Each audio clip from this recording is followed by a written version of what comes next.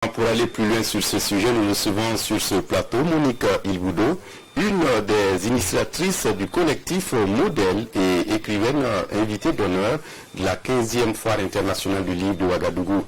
Bonjour madame. Bonjour. Et une fois de plus, merci de venir répondre à nos questions.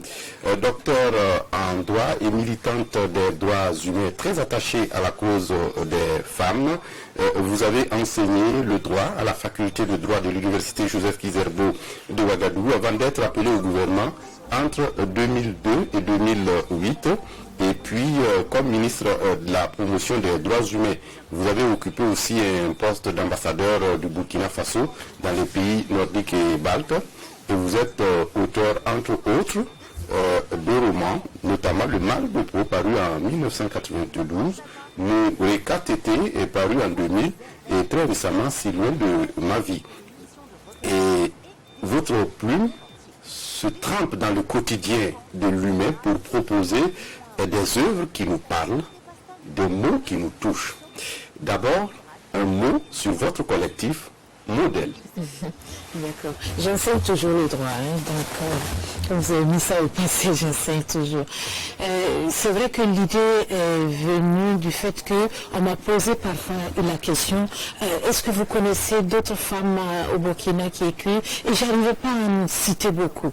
Donc je me suis dit, il faut peut-être que j'essaye de voir combien de femmes au Burkina Faso ont déjà publié des textes, romans, poésie, etc. Et donc j'ai commencé avec celles que je connaissais, Bernadette Daosanou, Sophie Aïdikam, et d'autres, Angeline Aki, et d'autres, Madame Delallé Ki, etc. Et tout de suite donc, on a eu des jeunes femmes de talent qu'on ne connaissait pas toujours, Prissi, Bansé, Rukieta, Rwamba et beaucoup d'autres que je ne saurais citer ici et qui ont dit moi aussi j'ai écrit, moi aussi j'ai publié.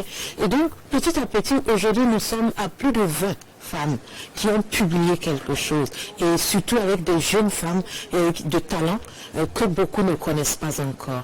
Et donc comme c'était l'année de la philo, nous nous sommes dit c'est peut-être l'occasion de peut-être proposer des activités et de mettre en avant aussi les femmes qui prennent la plume au Burkina Faso. Voilà comment est partie l'idée et par la suite donc nous avons effectivement approché les responsables de la philo et l'Institut français qui sont nos partenaires et qui ont vraiment repris nos idées et qui ont contribué à ce que cela soit réalité. Il y a actuellement 10 jeunes femmes qui ont écrit des nouvelles, qui ont participé à un concours littéraire et qui sont en train de retravailler leurs textes avec notre ami Ken Bougoul qui est venu du Sénégal avec Sophie Aïdikam. Et donc on espère que des textes de bonne facture en sortiront et seront publiés, ce qui va accroître encore le cercle des femmes qui écrivent au Burkina. Parce que quand on est fille, quand on est femme, écrire ce n'est pas simple parce que c'est quand même une prise de parole publique. Et on nous apprend, nous autres filles, femmes africaines, à peut-être rester dans le domaine privé. Donc, cette prise de parole publique, c'est quand même un acte subversif. Et beaucoup n'osent pas, même quand elles ont envie d'écrire, elles écrivent et gardent cela et elles ne publient pas toujours.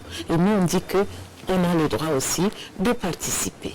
Vous avez le droit de crier comme Tchikaya Outamsi qui dit qu'il crie. Oui. Il écrit et il crie, voilà. Absolument. Et nous, on a encore plus de raisons de crier parce que souvent, les conditions qui nous ont faites et qu'on a pendant longtemps parce que ça nous convenait et qui ne nous conviennent pas, il faut qu'on le dise. Et la foire est à sa 15e édition et ici, le livre est magnifié comme moyen de communiquer des émotions, des ressentis, mais aussi des connaissances et des savoirs.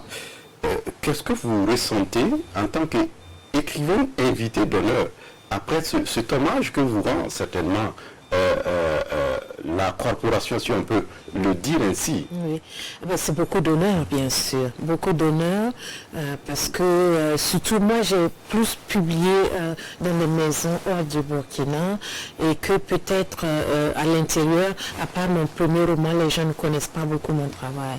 Donc, malgré tout, et ce matin, j'étais avec donc mon public, comme on dit, face à mon public, et l'universitaire qui devait me présenter, il a parlé de choses moi-même j'avais oublié parfois.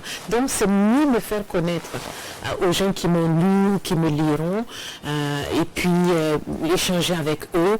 Et puis bon, qu'ensemble on réfléchisse à ce que nos mots peuvent apporter à la société, s'ils sont bien choisis, et surtout s'ils reflètent ou en tout cas évoquent ce qui préoccupe la société, ce qui traverse la société, ces événements parfois douloureux. Si nous trempons nos plumes, comme j'ai dit, dans ces larmes, dans les émotions, nous pouvons restituer une émotion qui va toucher et qui va peut-être effectivement contribuer à améliorer les êtres humains. Oui, vous avez dit à l'ouverture de cette 15e foire, dans votre discours, que les mots peuvent aider à changer les sociétés et à changer les hommes et les femmes.